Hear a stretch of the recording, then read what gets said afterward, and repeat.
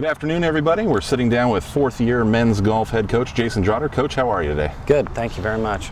Your program has made incremental steps during its first 3 years, 9th to 8th, 8th to 3rd in the Big West, and then with similar gains in other tournament finishes. Where do you go from here? I think that we're in position to be one of the better teams in the conference, if not the best team in the conference, and that's kind of the first step. And we're trying to get to playoffs this year, and that's the ultimate goal, is to get into postseason.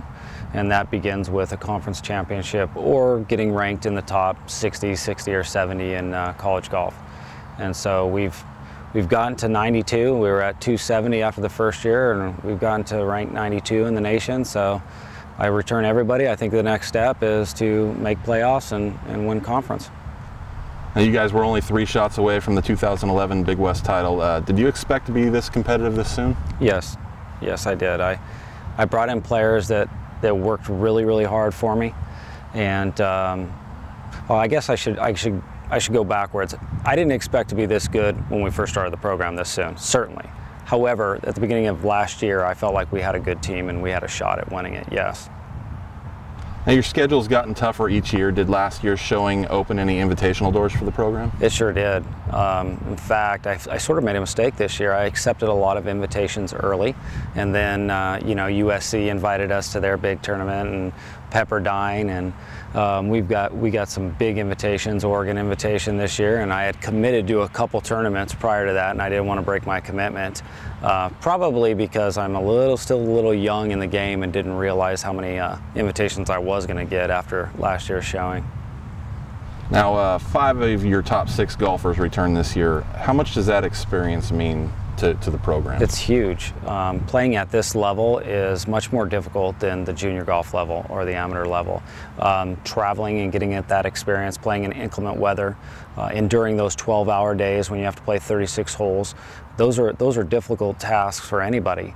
And to be able to have kids that have been through it, especially some of them that have been through it for 3 years, I think it gives us an advantage, a distinct advantage over many teams in our conference.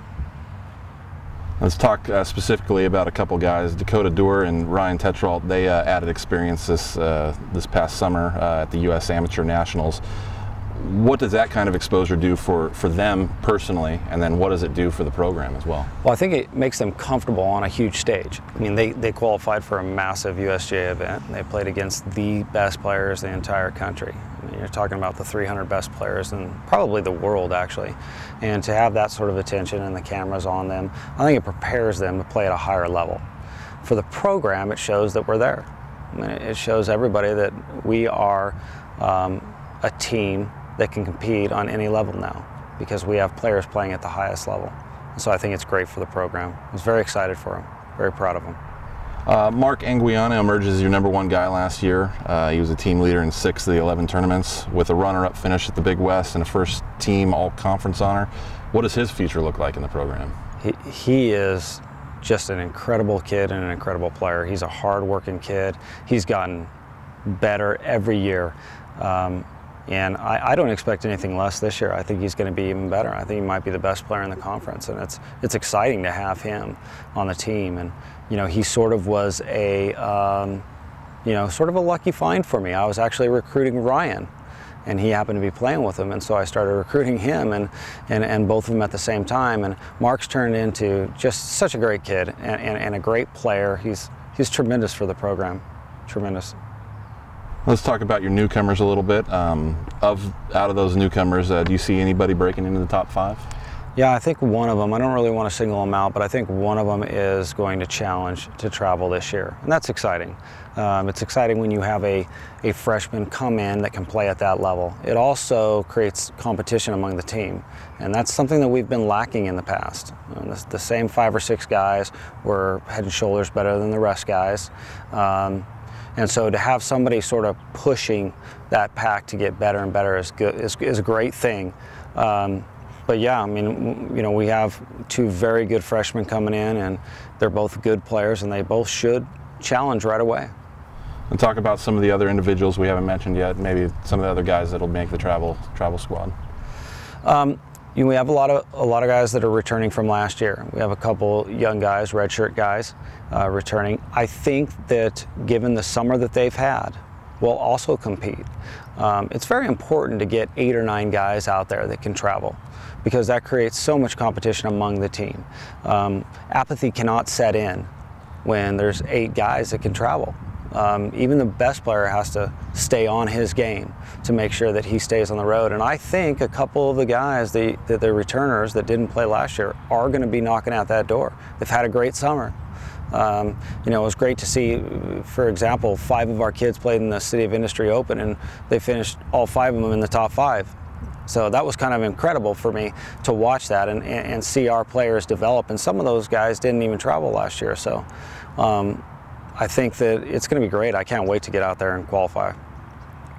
You hosted the Foligno Invitational for the 2nd time last year, moving to Industry Hills this year with 2 18-hole courses for 3 days with men's and women's both competing. How will this year's field compare to the previous 2? It's gotten stronger. Our fields have gotten stronger each year. I think the word's out, and most of the credit goes to Pearl, our women's coach.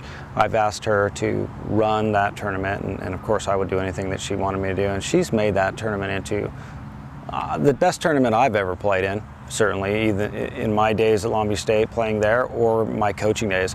I've never been in a tournament that's ran that well. At such a good golf course and a facility. It's a great experience for the kids. So given that, the word gets out, people want to play, they know the golf course you're playing at. So our teams and our schedule and our tournament, it's gotten stronger and stronger and stronger each year, and I expect nothing less from the Foligno this year. It's going to be great. Now, we'll just sidestep a little bit and want to get to know Jason Drotter a little bit. What is the biggest challenge you face as a golf coach? There are a lot of challenges out there. I think recruiting's tough now. It wasn't so tough early on because I'm, recruiting maybe B and C players. Now that we are competing at a high level, I'm recruiting A players. I'm recruiting players that are getting recruited by 20 or 30 schools. And so we have to set ourselves aside and show these players why they should be here with me and be at this university. We could go on and on about university bureaucracy and the red tape and all of that stuff. That sort of gets in the way. When I first started coaching, I thought I was going to be on the golf course 80% of the time. I'm on the golf course 20% of the time. So those are difficult areas, but all coaches have to deal with that. But as far as just golf goes, recruiting stuff, yeah. And you kind of alluded to it,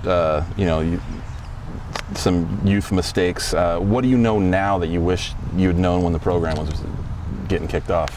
I think that I would have done more research on university policy, on compliance issues, rules. I would have educated myself much better earlier on, educated myself much better as it relates to how the university operates. And then as it relates to golf, I certainly would have picked more brains. I picked a lot of brains from coaches. I actually had lunch many times with my coach from college and picked some brains of coaches in our conference, but I would have done more of that. I would have bugged them to death and tried to educate myself in that area. And then what would you have done differently? You just kind of said you would have picked some more brains, but any other things that you might have done differently? I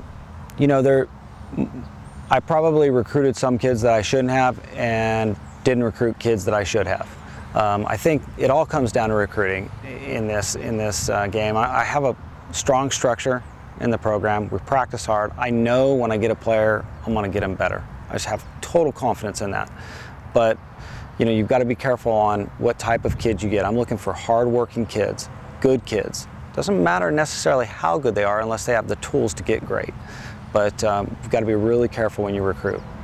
And then last question, what has been your most pleasant surprise in the 3+ years now? I think just how good we've gotten in so rapidly.